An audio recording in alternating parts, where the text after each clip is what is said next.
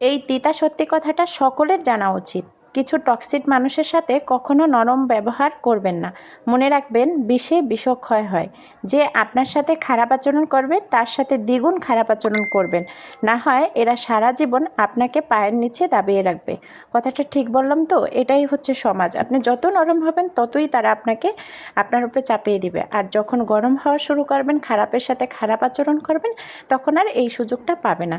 তাই বলছি, আপনি যে আপনার সাথে খারাপ ব্যবহার একটা করে আপনি তার সাথে দুটো করার চেষ্টা করবেন।